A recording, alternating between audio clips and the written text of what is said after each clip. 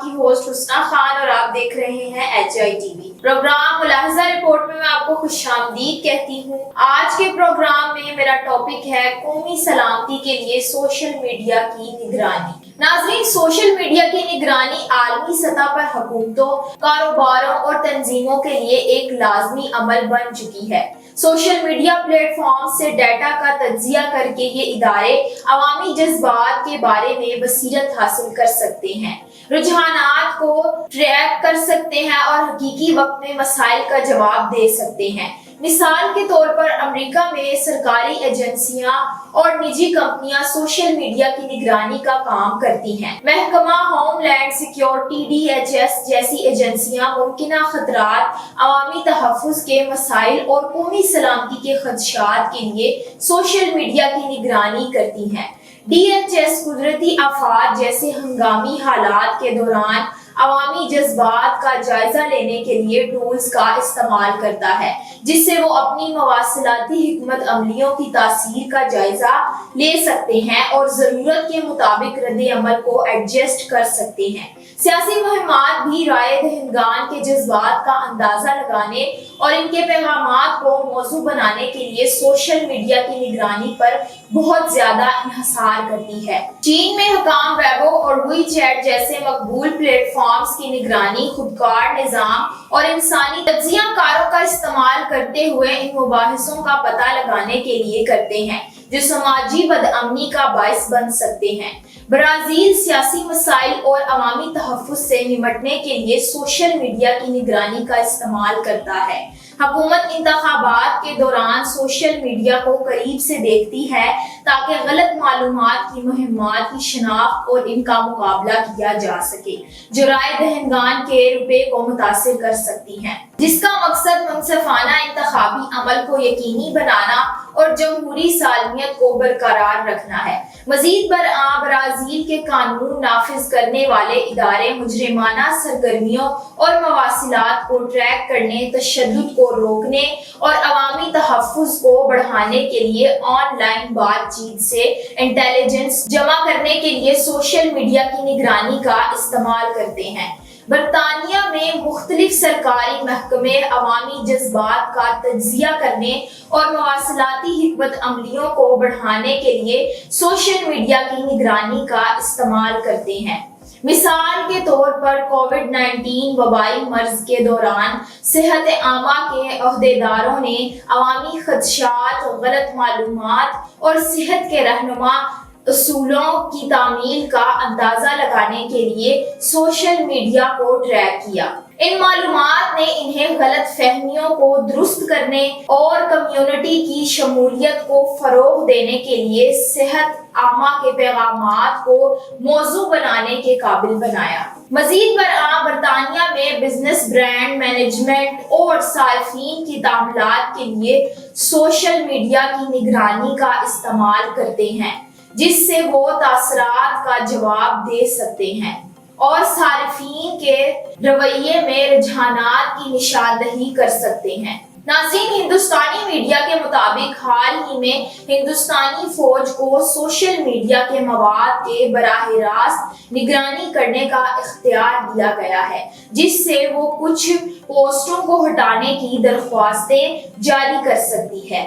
Report کے مطابق ہندوستانی وزارت دفاع نے اس عمل کی نگرانی کے لیے ایک سینئر افسر کو مقرر کیا ہے، جسے IT ایکٹ کی دفعہ 69(3)B کے تحت فوج سے متعلق غیر قانونی مواد کو ہٹانے کی درخواست کرنے کا اختیار دیا گیا ہے۔ اس سے پہلے ہندوستانی فوج مواد کو ہٹانے یا بلاک کرنے کے لیے الیکٹرانکس اور IT کی وزارت پر انحصار کرتی تھی۔ اگرچہ بھارت کے انسانی حقوق کا ٹریک ریکارڈ بہت خراب ہے اور خاص طور پر مقبوضہ کشمیر میں اس حوالے سے حالات بہت دگرگوں ہیں، مگر یہ فیصلہ صاف ظاہر کرتا ہے کہ کوئی ملک بھی سوشل میڈیا کو اپنے خلاف استعمال ہونے کی اجازت دیتا۔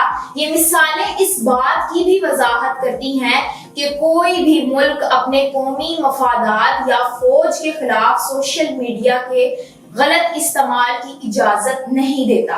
غلط معلومات کی مہمات اس فوج میں عدم اعتماد کو فروغ دے کر قومی سلامتی کو نمایاں طور پر متاثر کر سکتے ہیں، جسے قوم کا محافظ سمجھا جاتا ہے۔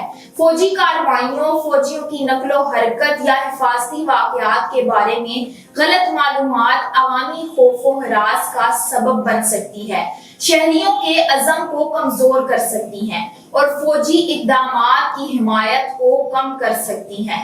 دشمن پاکستانی فوج کی تاثیر کے بارے میں غلط رپورٹس نشر کرنے کے لیے سوشل میڈیا کا استحصال کر سکتے ہیں، جن میں انسداد دہشت گردی کی کوششوں میں ناکامیوں کا تاثر دیا جا سکتا ہے یا فوج کو جابرانہ قوت کے طور پر پیش کیا جا سکتا ہے۔ اس طرح کے بیانیے نہ صرف فوج کی ساکھ کو نقصان پہنچاتے ہیں بلکہ ریاست کی سلامتی برقرار رکھنے کی صلاحیت پر شک کر کے انتہا پسند گروہوں کی حوصلہ افزائی بھی کر سکتے ہیں۔ غلط معلومات معاشرے کے اندر تقسیم کو بڑھا سکتی ہیں، خاص طور پر پاکستان جیسے متنوع ملک میں مسائل میں اضافہ ہو سکتا ہے۔ سوشل میڈیا کو اکثر فرقہ بنانا یا نسلی تناؤ کو فروغ دینے کے لیے استعمال کیا جاتا ہے، جو تشدد اور شہری بدامنی کا باعث بن سکتا ہے۔ مخصوص برادریوں کو نشانہ بنانے یا خود ساختہ ناانصافیوں کو اجاگر کرنے والا پروپیگنڈا خوف اور دشمنی کو ہوا دے سکتا ہے، جس سے سماجی ہم آہنگی اور قومی اتحاد کو نقصان پہنچ سکتا ہے۔ تنازعات کو پولرائزڈ اصلاحات میں تشکیل دے کر یہ مہمات عوامی جذبات سے ہیرا پھیری کرتی ہیں، جس سے حکومت اور فوج کے لیے شہریوں میں مشترکہ شناخت اور مقصد کا احساس پیدا کرنا مشکل ہو جاتا ہے۔ مزید برآں پاکستان کے بارے میں غلط معلومات اس کے بین الاقوامی تعلقات کے لیے دور رس اثرات مرتب کر سکتی ہیں۔ جھوٹے بیانیے بیرونی ممالک میں تاثرات کو متاثر کر سکتے ہیں اور ممکنہ طور پر سفارتی تعلقات کو کشیدہ کر سکتے ہیں۔ مثال کے طور پر انسانی حقوق کی خلاف ورزیوں یا فوجی جارحیت کے مبالغہ امید دعوے عالمی گفتگو کو تشکیل دے سکتے ہیں، جو سفارتی تنہائی یا ناموافق خارجہ پالیسیوں کا باعث بن سکتے ہیں۔ ان بیانیوں کو اکثر بین الاقوامی اداروں یا میڈیا آؤٹلیٹس کے ذریعے مخصوص ایجنڈوں کے ساتھ آگے بڑھایا جاتا ہے۔ پروپیگنڈے اور غلط معلومات سے پیدا ہونے والے خطرے کو تسلیم کرتے ہوئے پاکستانی حکومت اور فوج نے بیانیوں سے نمٹنے کے لیے حکمت عملیوں کو نافذ کرنا شروع کر دیا ہے۔